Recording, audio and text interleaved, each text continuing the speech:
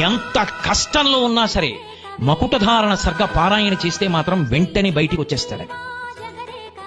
వివరాలు చెప్పడం ఎందుకు గాని, ఈ మధ్య కాలంలో ఒకానొక వ్యక్తి అపారమైన కష్టంలో పడిపోయాడు. విదేశం నుంచి వచ్చి అన్నీ పోయాయి, పాస్పోర్ట్తో సహా.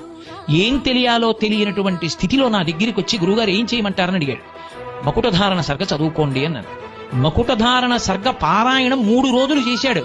నాకు చెప్పడానికి కూడా సమయం లేక అతనికి అన్నీ దొరికేసాయి, తీసుకొచ్చి ఇచ్చేశారు. వెళ్ళిపోయి విదేశాలు.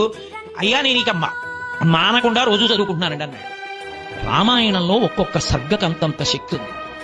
ఆయన ఎక్కడో గంధమాదన పర్వతం మీద ఉండొచ్చు, మీరు నమ్మి నమస్కరించండి, మూర్తి అక్కర్లేదు ఆయన విషయంలో. నమ్మి నిలబడి పిలిస్తే చాలు, వెంటనే వచ్చి రక్ష చేస్తారు మహానుభావుడు. అంతటి అద్వితీయ స్వరూపం. అందుకే చంద్రశేఖర భారతీ స్వామి వారు పుస్తకం పెట్టుకుని భక్తితో చదువుతుంటే వచ్చి కూర్చునేవారు. ఆయనే చేశారు నిర్ణయం. సుందరకాండ చెప్తే ఖాళీ కుర్చీ వెయ్యాలి, హనుమ వచ్చి కూర్చుని తీరుతారు.